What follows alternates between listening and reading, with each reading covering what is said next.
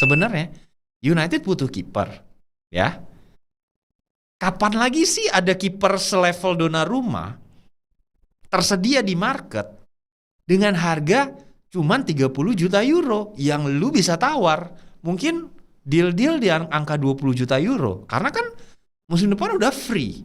Jadi posisi tawar PSG itu jauh lebih lemah. Dan bahkan udah statement banget nih dengan dicoretnya itu dia. Berarti ini udah nggak bagian dari squad. Jadi posisi tawar MU itu sebenarnya lebih bagus. Jadi menurut gua seorang Christopher Vivell hari ini itu punya pilihan untuk dibuat.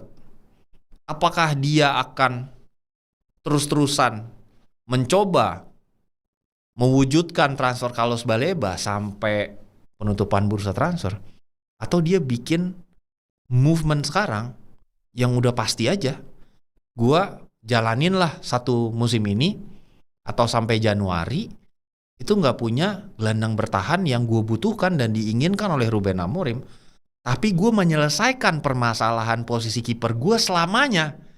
Karena kita semua tahu betapa ya dari Amorim atau manajer sebelumnya terus menerus itu mendapatkan hasil buruk beberapa kali karena memang individual error yang dilakukan oleh Onana gitu. Dan itu membuat gua sebagai penonton bola mungkin dan fans Manchester United itu kembali ke masa-masa transisi yang pernah kalian alami, dan itu tidak mengenakan banget ketika kalian memiliki kiper seperti Fabian Barthez lah. Sampai dulu tuh ada iklannya kalau nggak salah, dia dapat iklan mentega. Gue inget banget tuh dia dapat iklan mentega gara-gara bikin blunder.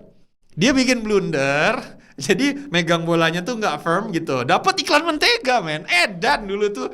Itu edan banget. Terus kalau kalian ingat ada eranya masih Motaibi dulu, ya. Jadi intinya setelah Peter Schmeichel pindah, MU ada fase di mana mencari kiper dan trial and error kiper itu nggak enak banget turbulensinya. Sampai mereka ketemu Van der Sar. Nah, setelah ketemu Van der Sar, tahun-tahun terbaik dari Van der Sar itu juga nggak langsung smooth gitu, dan akhirnya baru ketemu David De Gea gitu.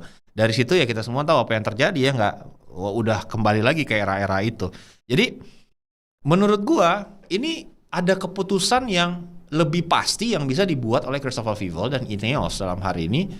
Ya udah 200.000 pound, lebih dikit dari gajinya Sancho. Lu suruh Sancho pergi nih, ya, suruh Sancho pergi, udah itu bisa lu redistribute, bahkan lu masih untung sebenarnya. Jadi there is a decision to make, dan kalau gua karena I'm being always pragmatic, ya udah ini hajar aja nih Donnarumma kapan lagi, dan emang cuman ke situ opsinya. Dan Donnarumma tuh nggak menutup kemungkinan untuk mau pindah ke MU despite nggak ada European football di Manchester United pada musim ini. Dan dia udah bilang kok apabila memang dia harus didorong untuk pindah, dia tidak akan menerima penawaran yang dia tidak mau. Misalnya tiba-tiba ke Turki gitu ya, atau tiba-tiba ke tim Saudi. Kalau dia nggak mau, kalau dia nggak merasa itu kompetitif untuk dirinya sebagai pemain, dia nggak akan mau terima gitu. Despite PSG misalnya menerima transfer fee-nya gitu, penawarannya, dia nggak mau pindah gitu. Jadi harus dengan terms yang dia mau gitu ya.